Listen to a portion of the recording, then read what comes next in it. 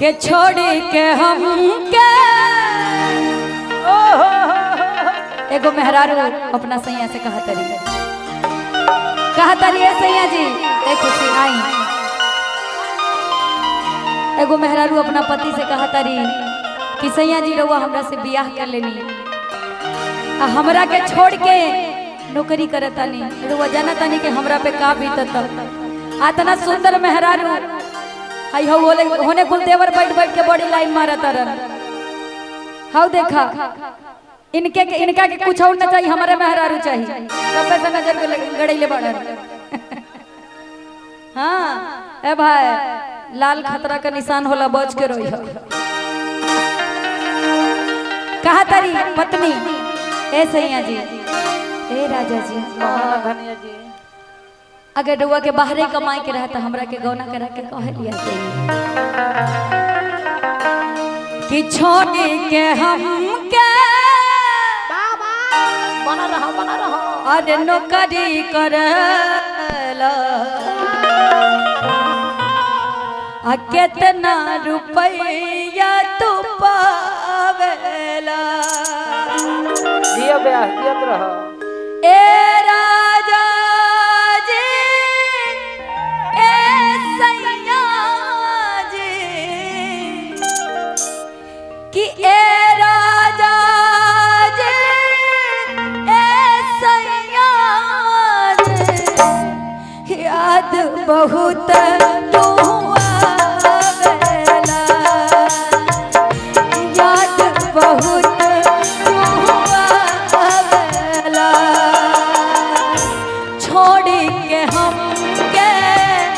नौकरी करला छोड़ के हम के नौकरी करला कितना रुपया तू पावेला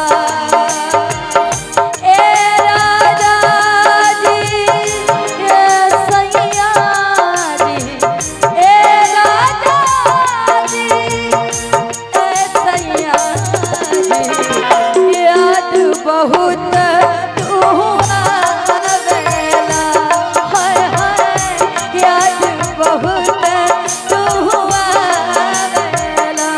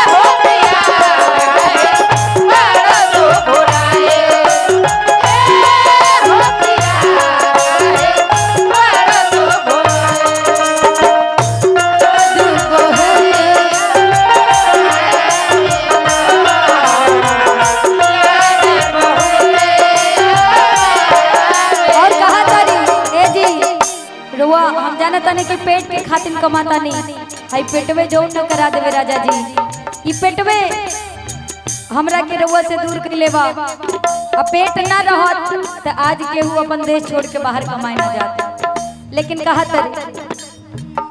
फुर्सत न मिले सैया लिखे के पतिया ड्यूटी से आवते तू धलेला खटिया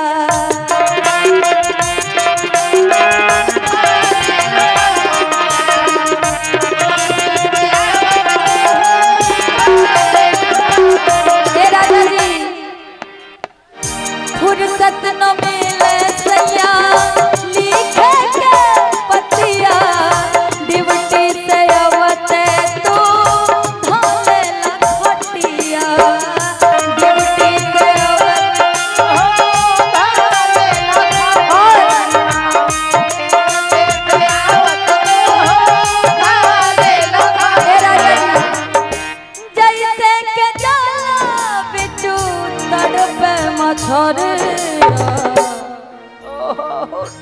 अगर मछली को पानी से निकाल दिया जाए तो तड़प तड़प के मर जाएगी, है ना।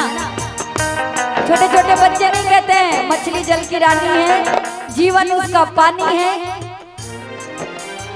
हाथ लगाओ डर जाएगी और बाहर निकालो मर जाएगी। तो पति पत्नी का संबंध एक मछली की तरह होता है। अरे वाह क्या बात कहा तारी हे राजा जी। जैसे के बिच्छू तड़प मधुरिया वैसे तू हमें तड़पावेला, वैसे तू हमें तड़पावेला। हे राजा जी हे सैया जी, हे राजा जी हे सैया जी, याद बहुत तू आवेला, हाँ हाँ याद बहुत तू आवेला।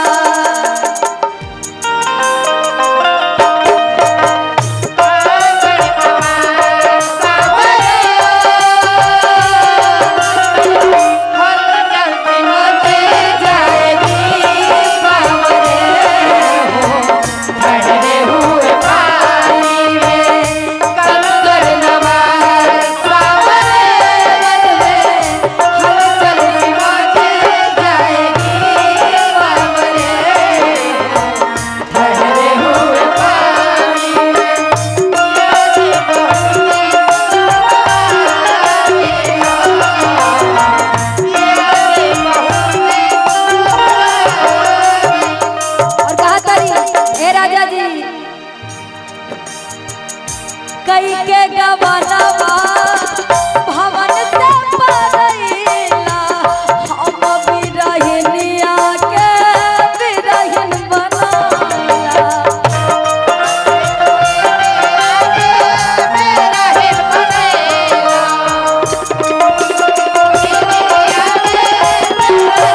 हे राजा जी कई के गवनवा भवन से परैला, हम बिरहिनिया के बिरहिन बनाला, हम बिरहिनिया के बिरहिन बनाला।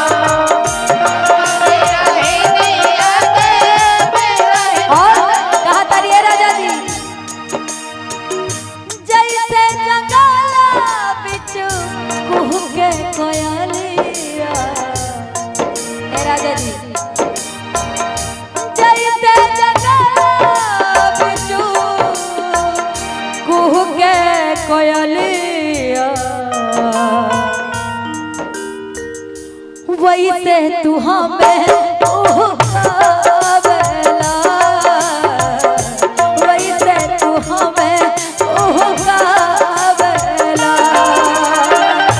छोड़ी के हमके नौकरी करेला, छोड़ी के हमके नौकरी करेला।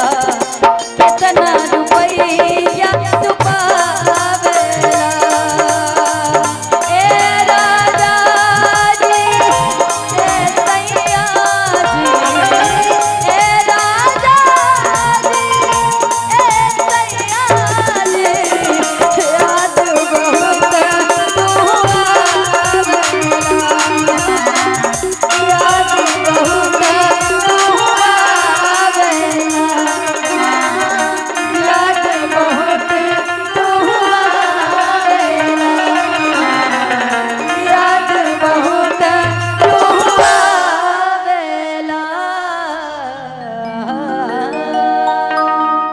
एगो अपना खातिर आप लोग इतना प्यार से सुनता एगो यार तो फरमाइश आई